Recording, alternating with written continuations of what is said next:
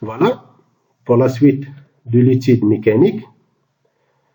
Je commence maintenant de la partie droite vers la partie gauche, comme vous voyez dans les deux flèches. Donc, mathématiquement, la solution de l'équation différentielle de deuxième ordre, elle s'écrit comme suit.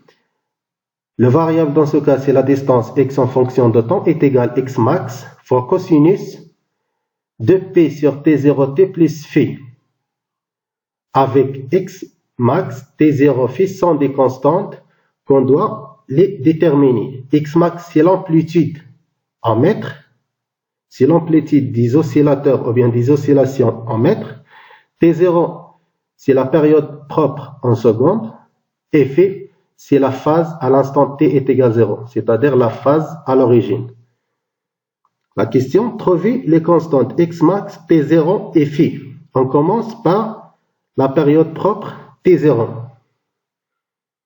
D'après la solution de cette équation différentielle, on doit faire le dérivé première de cette solution, c'est-à-dire dérivé de x par rapport au temps qui est x point. Si on fait dériver cette solution-là, on trouve moins x max fois 2p sur t0 sinus, parce que la dérivée de cosinus x, en général en mathématiques, c'est moins sinus x. Donc, c'est moins x max fois 2p sur t0 sinus 2p sur t0 t plus phi. Et on fait une deuxième fois la dérivation de la dérivée primaire. On obtient, c'est-à-dire la dérivée de la première dérivée. Donc, 10 secondes de x sur dt au carré, c'est x de point. Et la dérivée de sinus x en mathématiques, c'est cosinus x. Donc, c'est pour ça qu'il est égal à moins x max 2p sur t0 le t au carré cosinus 2p sur t0 t plus phi.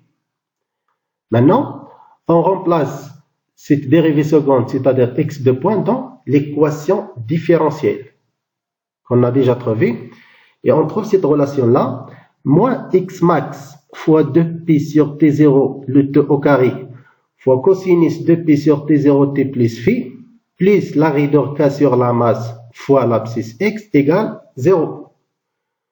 Et comme vous voyez là, la solution, c'est x en fonction de t est égal à x max fois cosinus de p sur t0 t plus phi. Donc, on remplace tout ça par x en fonction de t. Et on obtient moins x fois 2p sur t0 au carré plus k sur mx égale 0. C'est bon? Après, on fait facteur par x. Donc, x facteur de k sur m moins 4p au carré sur t0 est égal à 0. Et par conclusion, on obtient que k sur m moins 4p au carré sur t0 au carré est égal à 0 sur x, qui est égal à 0. Et si on résout cette équation-là, on trouve que la période propre t0, tout simplement, égale 2p racine la masse du corps S sur la raideur. Et c'est ça, la période propre en secondes. M, c'est la masse en kilogrammes, et la raideur, c'est en newton par kilogramme. On passe maintenant à trouver les deux autres constantes, l'amplitude et l'origine. Donc, déterminer les constantes x, m, l'amplitude et phi. Voilà, je commence de la partie gauche vers la partie droite. Donc, d'après la première partie de cette étude, on a trouvé que la période propre t0 est égale à 2pi sur fois racine de la masse sur la raideur. Donc, tout simplement, à partir de cette période propre, on peut trouver la fréquence des oscillations, ainsi que la fréquence est égale à 1 sur la période. Donc, f0 est égal à 1 sur t0, qui est égal à 1 sur 2p racine de k sur m. Voilà. On passe maintenant à trouver la phase à l'instant t est égal à 0. Ainsi que à l'instant t est égal à 0, on a l'abscisse x à l'instant t est égal à 0, c'est x max. C'est la distance maximale avec laquelle on a écarté le corps S. et on le libère à l'instant t est égal à 0. Donc x de t égale 0, c'est x max, qui est égal à x max fois cosinus de p sur t0, on remplace t par 0, parce que on travaille là à l'origine, plus phi. Et on trouve que cosinus phi est égal x max sur x max est égal 1. Donc cos phi égale 1, tout simplement, phi égale 0. Parce que cosinus 0 est égal 1. On peut vérifier ça par la vitesse Vx, qui est la dérivée de x par rapport au temps, qui donne moins x max de p sur t0 sinus de p sur t0 t plus phi. À l'instant t est égal à 0, on libère le ressort sans vitesse initiale, alors sans vitesse initiale, donc Vx à l'instant t est égal à 0, ça donne 0, qui donne moins x max de p sur t0 sinus de p sur t0, on remplace t par 0 parce qu'on travaille là aux conditions initiales, c'est-à-dire à l'instant t égale 0, donc elle reste sinus phi. Donc, comme vous voyez là, sinus phi égale 0, et par conclusion, phi égale 0, parce que sinus de 0 est égal à 0. Donc, la phase à l'origine, phi égale 0. Maintenant, comment déterminer l'amplitude x max? Comme vous voyez là, on peut, donc si la partie à gauche, je travaille sur la partie à gauche, donc on peut utiliser les deux méthodes, soit la méthode théorique ou bien la méthode graphique. Donc, théoriquement, on écarte le corps S de 2 centimes, c'est-à-dire d'une distance x max égale 2 centimes de sa position initiale. C'est l'origine de l'axe OX. Et on le libère sans vitesse initiale. Alors, dans ce cas-là, tout simplement, x max, c'est la distance 2 centimes. De la distance AB entre x maximum et x max, c'est 2 fois x max, qui donne 4 centimes. Par la méthode graphique, tout simplement, x max, c'est l'amplitude. Comme vous voyez là, c'est l'amplitude des oscillations.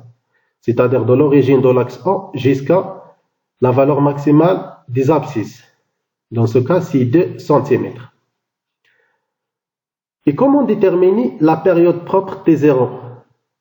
Soit par l'enregistrement, on utilise la méthode d'Exao que je dois expliquer par suite, ou bien on utilise la méthode graphique et on sait que T0, c'est le temps entre un point et un autre point identique. Donc quand un point il revient à sa position initiale, ce temps-là, c'est la période propre. Soit on prend une valeur maximale vers une autre valeur maximale, ou bien une valeur minimale vers une autre valeur minimale, ou bien on prend un point de l'axe de temps, et quand ce point-là, il se revient à son même mouvement d'initial, cette période-là, ou bien cette durée-là, elle représente tout simplement la période propre.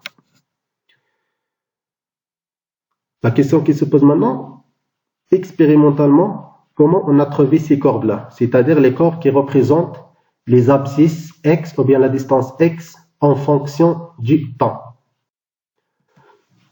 Tout simplement, dans les études, soit mécaniques ou bien dans les études d'électricité, pour des expériences, on utilise des expériences assistées par ordinateur Exao. Comme vous voyez là, il existe une interface qui s'appelle GLX qu'on utilise en laboratoire des études soit chimiques ou bien physiques. Cette interface-là, c'est lui qui fait l'intermédiaire entre notre expérience et notre PC ordinateur. Voilà. Et cette interface GLX, elle contient plusieurs capteurs. Il existe des capteurs pour des variables de l'électricité, des capteurs de tension électrique, les capteurs de l'intensité, les capteurs de la résistance, des charges électriques. Pour les études mécaniques, il y a des capteurs de la distance, les capteurs de la vitesse, capteurs d'accélération. Et pour les études chimiques, il existe des capteurs de pH-mètre, de conductimétrie, de pressiomètre ou bien pour suivre la pression en fonction de temps, etc. Dans ce cas-là, on s'intéresse à une étude de la distance par rapport au temps. Donc, on utilise un capteur de la distance. Donc, on utilise cette interface GLX, un capteur de la distance. Cet instrument-là, c'est lui qui fait l'intermédiaire entre notre expérience et notre PC ordinateur. Et dans le PC ordinateur, préalablement, on doit installer soit des programmes qui fait remplacer ou bien changer des valeurs en une courbe, qui fait représenter des courbes. Et il existe deux programmes, soit on utilise Regressi, un programme qui s'appelle Regressi, ou bien AVMega. Ce sont des programmes ou bien des logiciels sophistiques pour tracer des courbes. Comme vous voyez là, donc dans notre PC, on doit installer l'une des deux programmes pour faire passer les valeurs dans notre expérience, c'est-à-dire les valeurs de la distance en fonction du temps à l'aide de ce GLX et le capteur de la distance vers le PC portable. Et dans notre programme, on doit effectuer des paramètres ainsi qu'on doit enregistrer les différentes variables. Et on clique sur le bouton qui fait transformer les valeurs en une courbe pour avoir la courbe qui représente la distance en fonction du temps. Comme vous voyez là. Et bien sûr, on effectue l'exploitation de ces courbes pour déterminer soit l'amplitude XM ou bien la période propre T0. Merci de votre attention. Et si vous avez des questions, n'hésitez pas.